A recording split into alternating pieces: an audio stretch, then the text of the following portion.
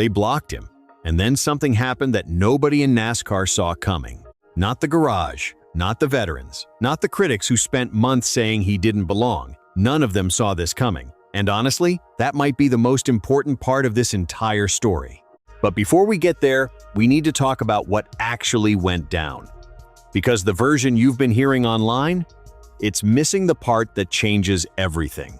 Let's start with Talladega, because that's where this story explodes. Cleetus McFarland, 4.6 million YouTube subscribers, real name Garrett Mitchell, got denied. Flat out blocked from racing the O'Reilly Auto Parts Series event at Talladega on April 25th. NASCAR looked at his Rockingham weekend and decided he hadn't shown enough progression to earn a superspeedway start. John Prost made it official. Approved for ARCA, approved for Truck Series races, approved for O'Reilly short tracks. But not Talladega. Not yet.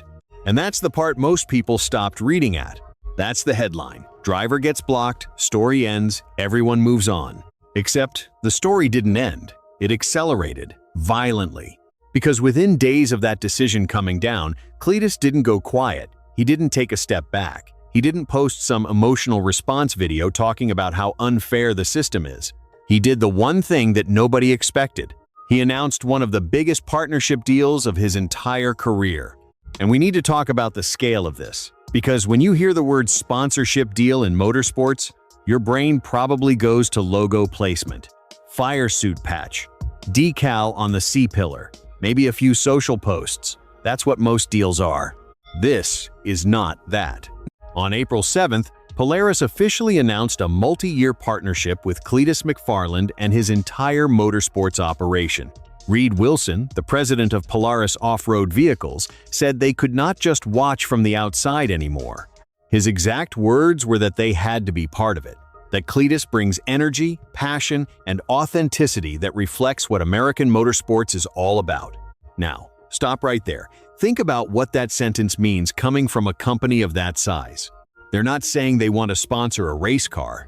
They're saying his world, the Freedom Factory, the events, the content, the culture he's built around horsepower and chaos and pure American gearhead energy, that world is now worth attaching their brand to at a multi-year level. They're saying the ecosystem he built from scratch on YouTube is real enough to invest in at a corporate level that most full-time professional racing operations never see. And nobody is really talking about how significant that is. But stick with me, because we haven't even gotten to the craziest part yet. Let's go back to Rockingham for a second, because that weekend is important, and the way it's being framed is driving people insane on both sides. Cleetus ran the ARCA East event first, finished fourth. That's not a fluke. That's not lucky. That is a content creator with limited oval racing experience going out against competitive machinery and finishing fourth. On the same day, he ran the O'Reilly debut, finished 32nd, 6 laps down after a chaotic afternoon. Was he loose at times? Yes. Did he struggle? Yes. Did he wreck anyone? Did he destroy equipment? Did he take out a points contender? No. He brought the car home. He completed the race. And earlier that same day, he finished fourth. And then NASCAR blocked him from Talladega.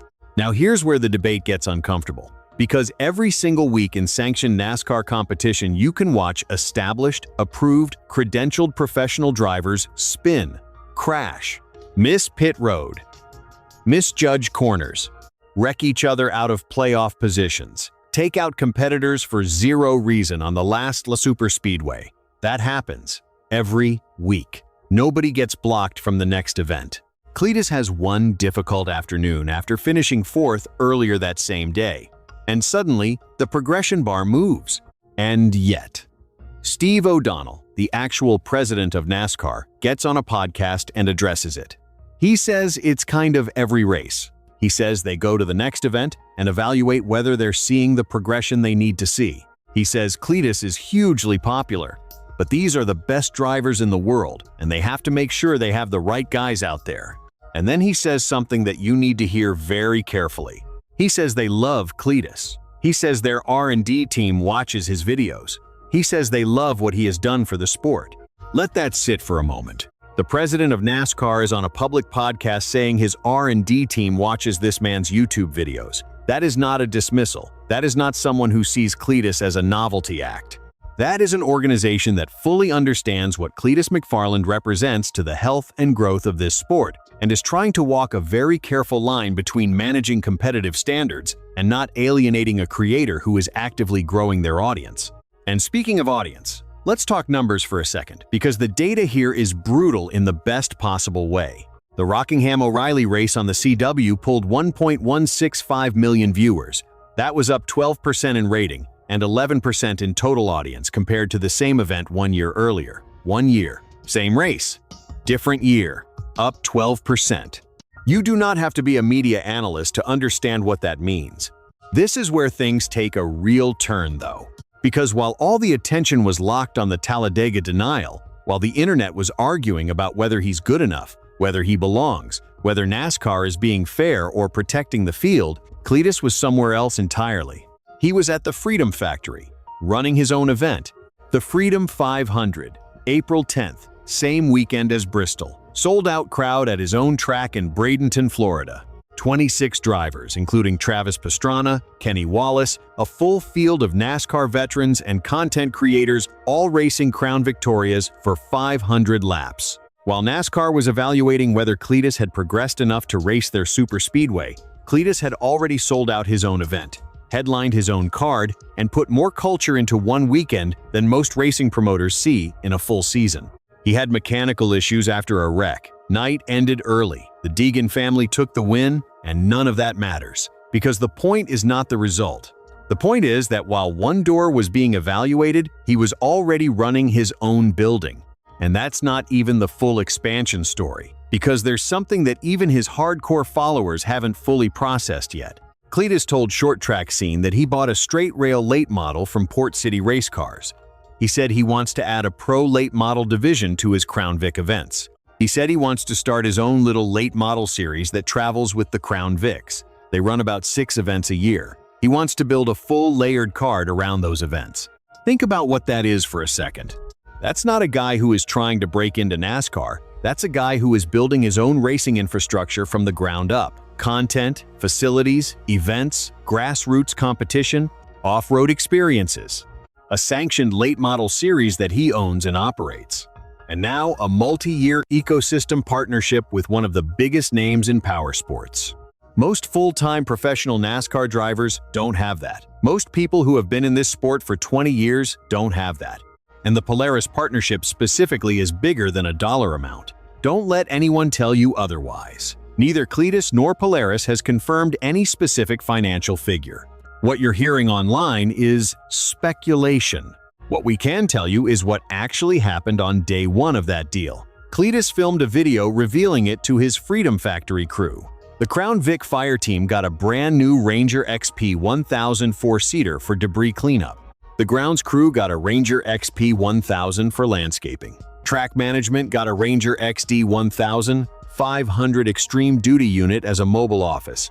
Track prep expert Wade got a new Ranger XP 1000 to replace a machine he'd been running for over a decade. That's not a press release. That's a company physically changing the infrastructure of how an independent motorsports facility operates on day 1 of a partnership. That's Polaris, putting vehicles on the ground at the Freedom Factory before the ink was even dry on public announcements. That's what real investment looks like. So here's what we're actually watching unfold. A content creator gets denied from one superspeedway race in a developmental series. The internet treats it like a full stop, like a verdict. Like the story is over and the critics were right.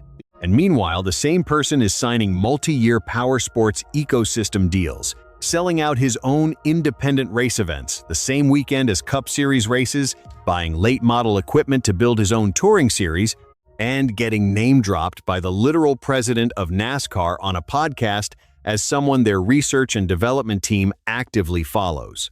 Ask yourself honestly, when is the last time NASCAR's president went on a podcast and said his R&D team watches a Cup driver's YouTube content? When did that happen? When does that happen? It doesn't. This is different. Now, I want to be very direct about something because this conversation deserves it. The people saying Cleetus should never have been given this opportunity in the first place missed what this was always about. It was never purely about whether he could hang with the top 20 drivers in the O'Reilly series. It was about whether someone who has demonstrably grown the audience for grassroots and developmental motorsports deserves a pathway into sanctioned competition while he continues to build his own parallel ecosystem. The answer to that question is complicated, and it should be. Because on one hand, the integrity of the competition matters. The other drivers in that series work full-time at this. They sacrifice everything. Their seasons matter. Their safety matters. The standards exist for a reason. But on the other hand, the sport is fighting an engagement problem. Viewership numbers for developmental series have been struggling for years. Cleetus McFarland is one of the only non-Cup figures who is actively and measurably moving those numbers in the right direction. You don't just throw that away because one afternoon was difficult, and NASCAR knows that. That's what Steve O'Donnell was really saying on that podcast. He was saying, "We love what this is. We want it to continue. We need to see more." That's not a rejection. That's a negotiation. And here's the part that should genuinely make you stop and think. Talladega hasn't happened yet as of this video. The door is not closed.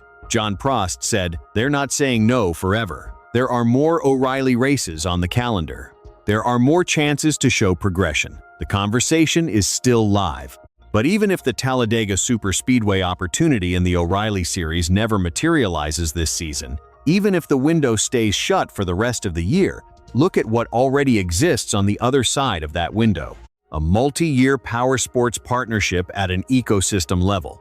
A sold-out independent event the same weekend as Bristol. A new late model series in development. 4.6 million subscribers and growing. An R&D team at the most powerful sanctioning body in American motorsports that spends time watching his content. Most drivers who get blocked from a race disappear from the news cycle within 48 hours. Cleetus got blocked, and the story got bigger. The deals got bigger, the operation got more visible. The criticism got louder, the support got louder. Everything got louder. That's not how this usually works. That is genuinely not how this works. Usually, rejection quiets the noise around someone. It validates the skeptics. It gives people permission to move on to the next story. That's the normal arc. This story keeps going in the opposite direction. And that right there is the thing nobody can fully explain. Not the NASCAR insiders who are trying to balance competitive integrity with audience growth. Not the veteran drivers who question whether he belongs in sanctioned competition. Not the critics who predicted this would be a short-lived novelty. And honestly, not even Cleetus himself can fully explain why this particular combination of authenticity, infrastructure, culture, and chaos keeps compounding instead of cooling down. What you're watching is not a YouTuber trying to break into NASCAR. What you're watching is something that doesn't have a clean category yet. And that might be exactly why you can't look away. If this story is moving as fast as it feels like it is, you don't want to miss the next chapter. Subscribe if you haven't, because the next move in this thing, nobody's going to see it coming either.